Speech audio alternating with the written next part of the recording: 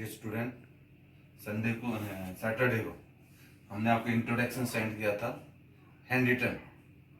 उसको मैं आपको रिवाइज करवा रहा हूँ इस इंट्रोडक्शन को। वो इंट्रोडक्शन क्या है देखिए। सबसे पहले आपको ये टर्म्स लाइंस एंड एंगल इसके बारे में पता होना चाहिए। सबसे पहले मैं आपको एक्सप्लेन करता हूँ what is the line. Line के बारे में, what is the line? Line is a line have no end point।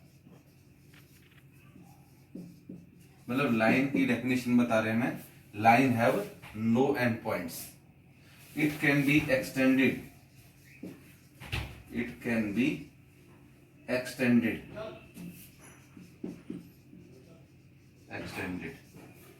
Both side.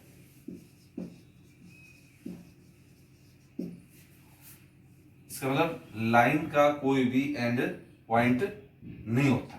इसका मतलब ये एंडलेस होता है।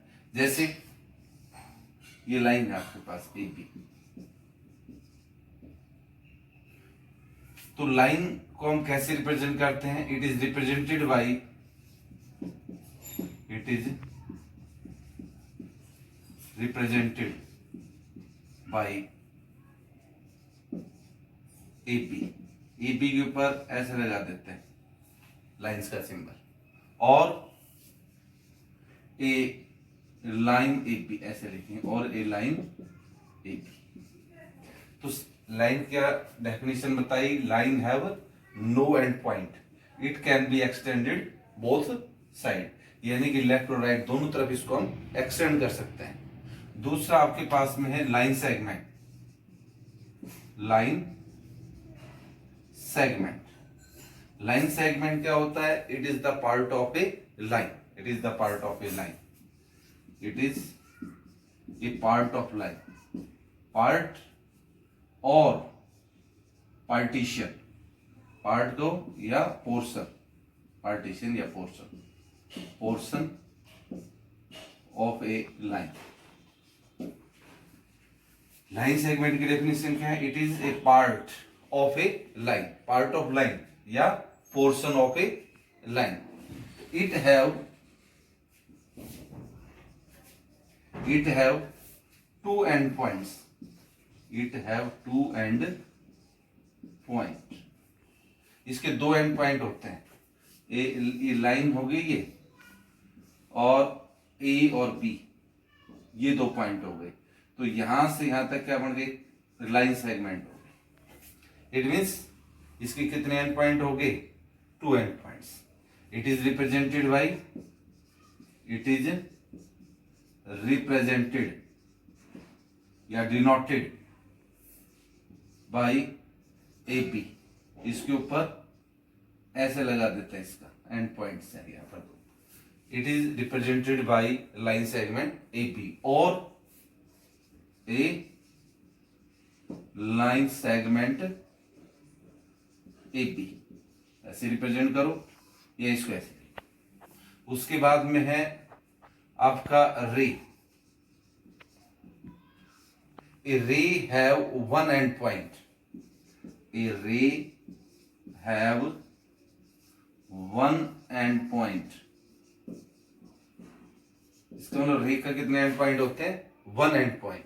It can be extended in one direction, इसको एक डायरेक्शन में एक्सटेंड किया जा सकता है। It can be extended in one direction, यानी कि ऐसे रिप्रेजेंट करेंगे रे। ए बी एक रे हो गया, ए इसका एक एंड पॉइंट हो गया। It is represented by, it is denoted या represented, denoted by A B. उसके ऊपर ऐसे एरो लगा था, ये इसका एंड पॉइंट हो गया। और ए रे ए बी, रे। तो तीनों के अंदर आपको डिफरेंस पता चल गया। लाइन लाइन सेगमेंट और रे। मतलब line have no end point, line का कोई एंड पॉइंट नहीं होता। It can be extended in both sides, यानी कि both direction. It is represented by A B, यानी कि ए बी के ऊपर ये लगा दो, दोनों तरफ एरो होने चाहिए, और a line A B. Line segment के अंदर क्या कहेंगे, it is the part of a line या portion of a line, it have two end points. It is represented by line segment A B, A B के ऊपर ये दो end point वाला लाइन सेगमेंट लगा दो। और ray have one end point, it can be extended in one direction, और it is denoted bye A B के ऊपर एरो लगा दिया, और ए रे ए बी। ये तीनों के अंदर आपको डिफरेंस बता दिया, लाइन, लाइन सेगमेंट, रे। अब मैं आपको बता रहा हूं एंगल क्या होता है, व्हाट इज द एंगल। अब ये तीनों बताने के बाद में लाइन, लाइन सेगमेंट और रे, अब हम बताते हैं एंगल के बारे में। Angle, angle, what is the angle. Angle is made by joining the initial point of two rays. Angle is made bye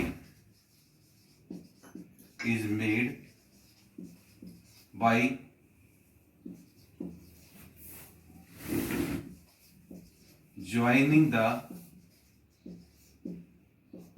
initial point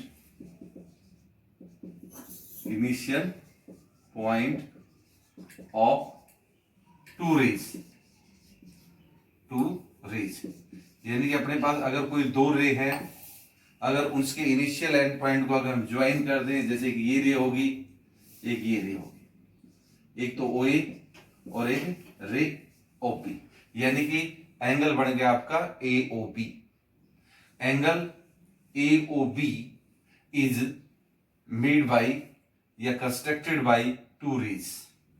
angle A O B is constructed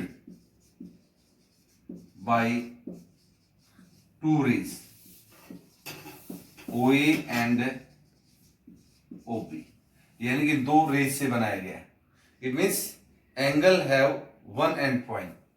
angle have, इसका जो ओ या vertex हो गया, यानी कि O is the vertex, O is the vertex of angle AOB, and OA and OB are two arms,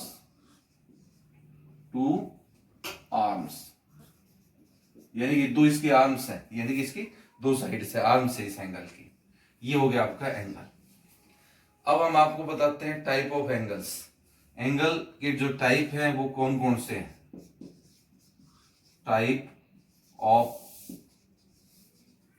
angle, सबसे पहला angle है राइट एंगल। राइट एंगल, अब राइट एंगल क्या होता है। राइट एंगल यानी कि whose measure is 90 degree. An angle whose an angle whose measure is 90 degree. क्या बता दिया मैंने, right angle, an angle whose measure is 90 degree. ऐसे बना देंगे, ये राइट एंगल, ये राइट एंगल हो गया, A O B, right angle हो गया। दूसरा आपके पास में acute angle, acute angle, an angle whose, देखिए बेटा राइट एंगल के बाद में एक्यूट एंगल। एक्यूट एंगल को कैसे डिफाइन करेंगे, एन एंगल हुज मेजर, बेटा देखिए एक्यूट एंगल क्या होता है, an angle whose measure between 0 and 90 degree, and that is we can see that it is greater than 0, less than 90 degree। Is called an acute angle. उसके बाद में है obtuse angle. Obtuse angle यानी कि इसका एक्यूट एंगल को आप ऐसे रिप्रेजेंट कर सकते हो, ये एक्यूट एंगल हो गया, ये ए ओ, कैसा एंगल है ये, एक्यूट, एक्यूट एंगल। उसके बाद में ऑब्ट्यूस एंगल,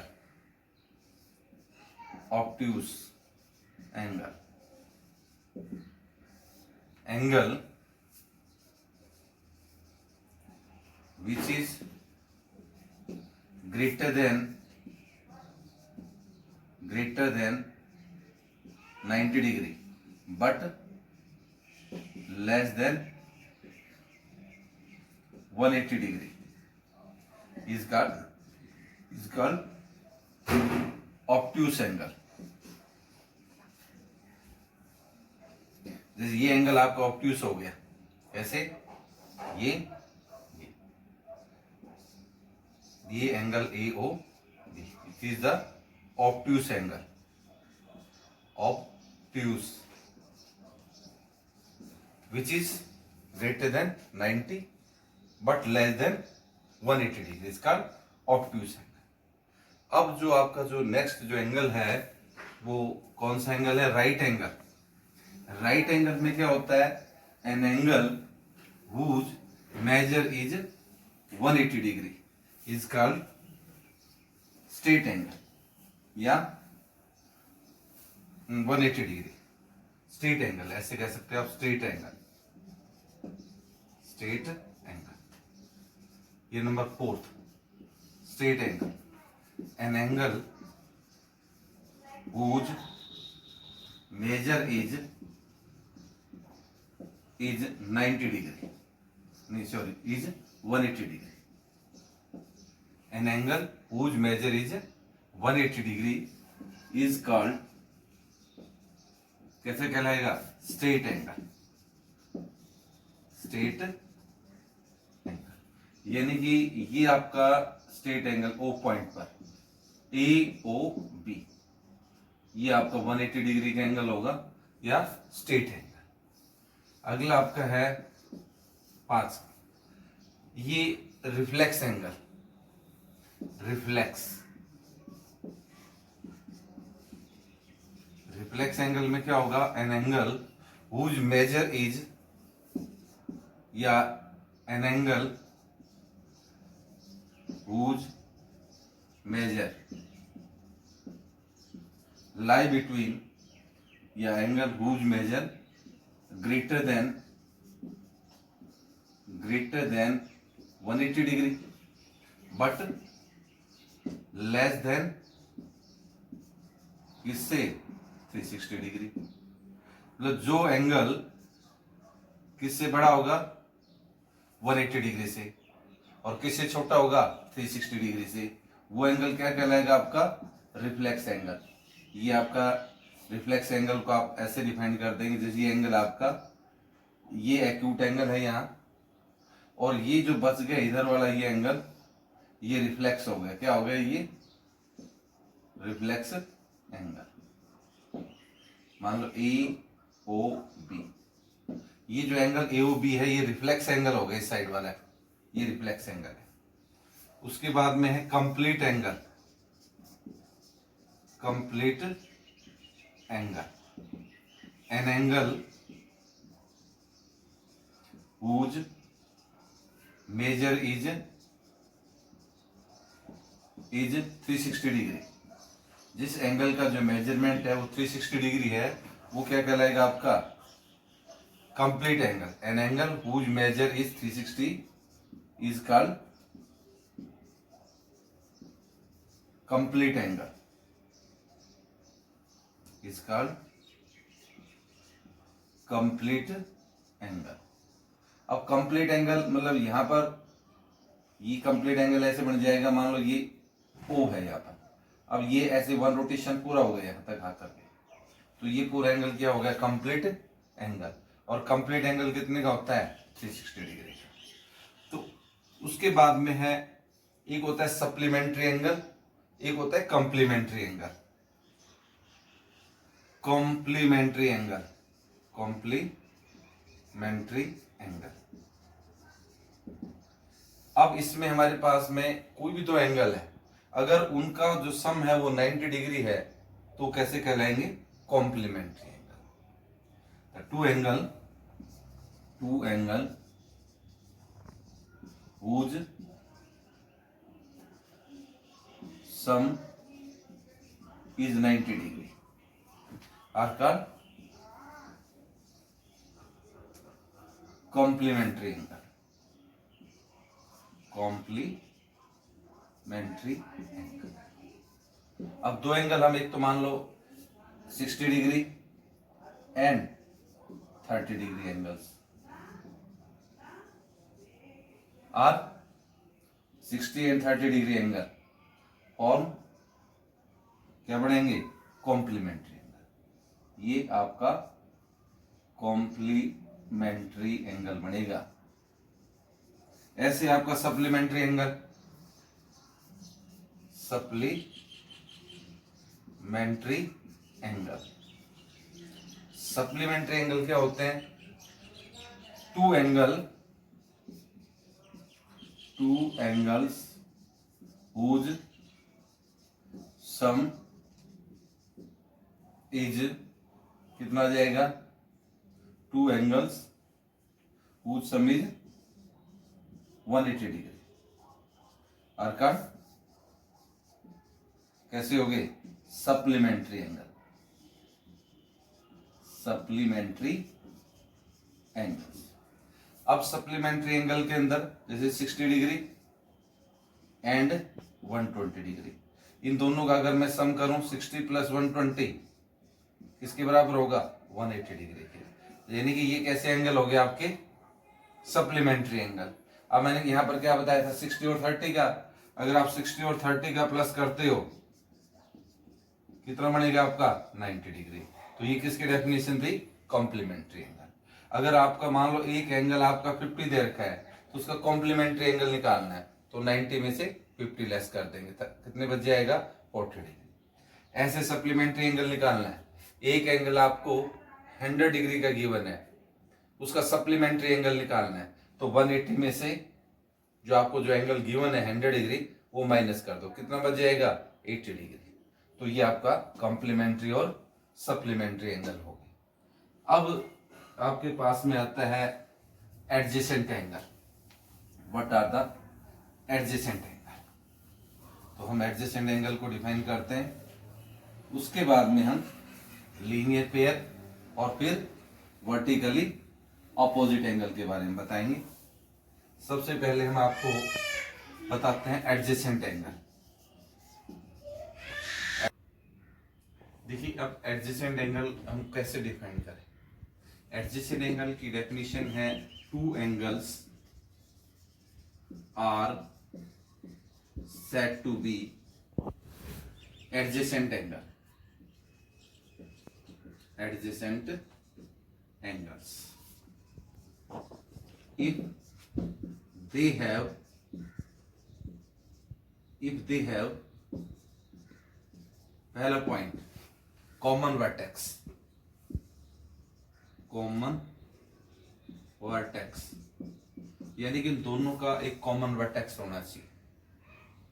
कॉमन आर्म, दूसरा कॉमन आर्म होना चाहिए। दूसरी कंडीशन हो गई कॉमन आर्म। तीसरी condition non common arm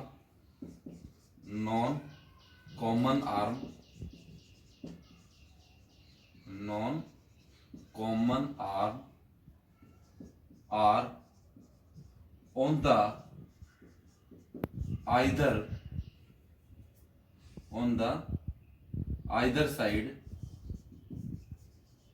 either side of the common arm. यानी कि जो नॉन कॉमन आर्म है वो कॉमन आर्म के अपोजिट में होना चाहिए। कैसे? जैसे ये एंगल आपके पास है, ये AOB और ये C। अब ये दो एंगल हैं यहां पर, एक तो AOC और एक BOC। ये दोनों आपके पास में है AOC, ऐसे लिख दो, angle AOC and angle BOC are adjacent angle.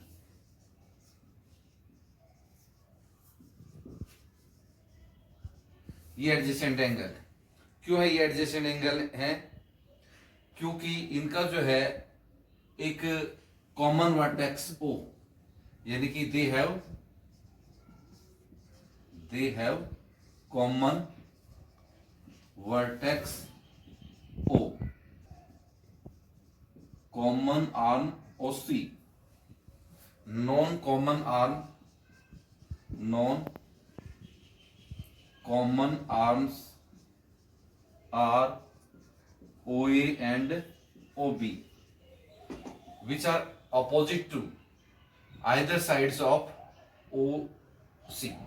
यानी कि जो नॉन कॉमन आर्म OA और OB है, ये इस OC के अपोजिट में, एक इधर है और दूसरी इस साइड में।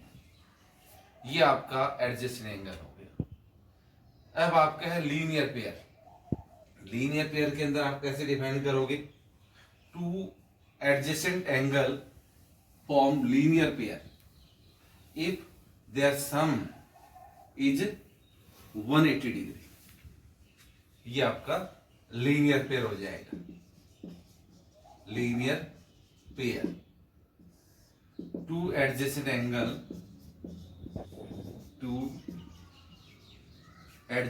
Angles form a linear pair। Two adjacent angle form a linear pair if their sum is 180 degree। अब जैसे ये दो एंगल है आपके पास, ये OC आर्म हो गया, ये आपका मान लो A पॉइंट और ये B point.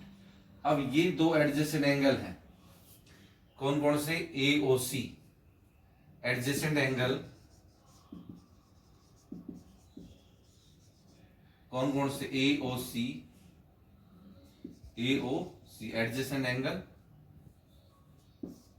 AOC and angle BOC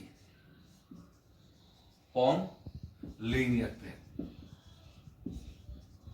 Therefore, angle AOC plus BOC is equal to 180। Converge क्या हो गया? If angle AOC plus BOC is 180 degree, then BO is a straight line। यानी कि इसकी जो नॉन कॉमन आर्म्स हैं वो opposite sides में, यानी कि OB इधर होगी, OA इधर होगी, ये स्ट्रेट लाइन बनाती है। अगर कॉमन आर्म इनकी OC है और जो नॉन कॉमन आर्म है वो अपोजिट साइड में लाई करनी चाहिए, तो वो ये भी आप कह सकते हो, if the non common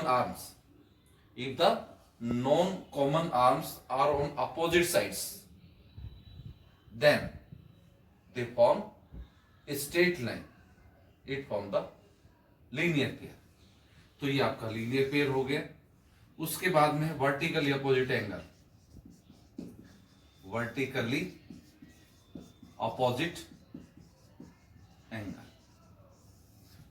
opposite angle में क्या होगा?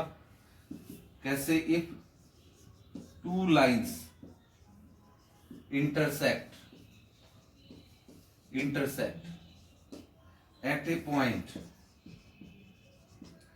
if two line intersect at a common point, at a point, ऐसे लिखो, at a point। two lines कौन कौन सी? L and M। if two lines L and M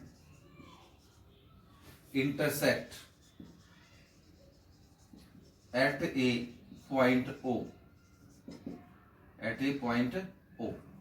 then two pair of vertically opposite angles are formed. कैसे? जैसे एक line ये है और एक लाइन ये है, ये लाइन L और ये लाइन M कहां पर इंटरसेक्ट कर रही है? O के ऊपर।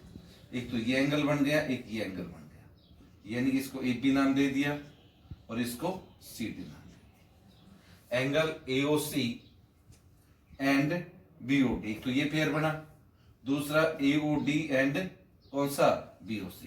To pair of vertical opposite angles are, two pair of vertically opposite angles are, एक तो ये बन गया AOC और दूसरा BOD, एक तो ये पेयर बना, दूसरा बन गया आपके पास AOC और एंगल, एक तो मैंने बताया AOC और BOD, दूसरा बन गया AOD और BOC, AOD और BOC। Pair of two vertically opposite angles are equal.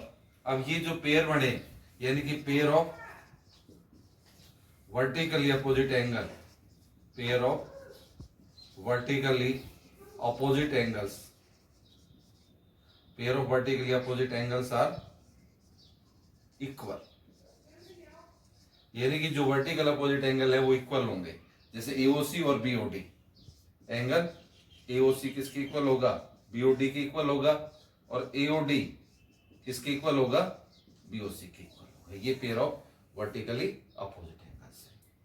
अब दो कंसेप्ट और बस के, व्हाट इज इंटरसेक्टिंग लाइन और what is the parallel lines. इनको कैसे डिफाइन करेंगे वो आप देखिए। इंटरसेक्टिंग लाइंस और पैरेलल लाइंस क्या होती है? Intersecting lines, intersecting lines, intersecting lines का मतलब two lines are said to be intersecting lines if they have a common points. Two line are said to be intersecting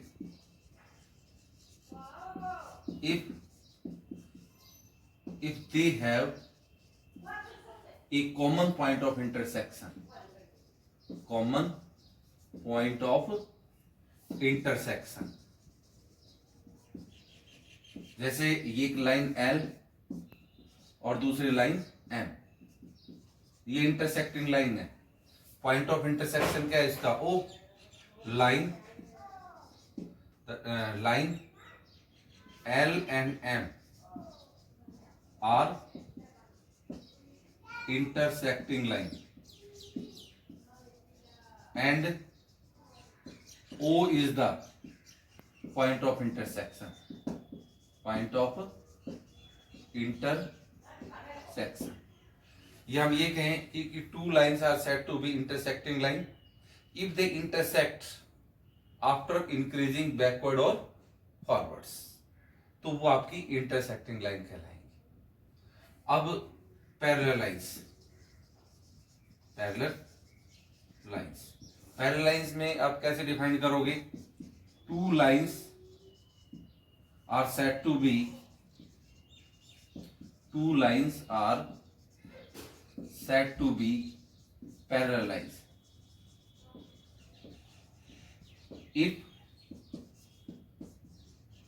they have no common point of intersection, if they have no common point of intersection।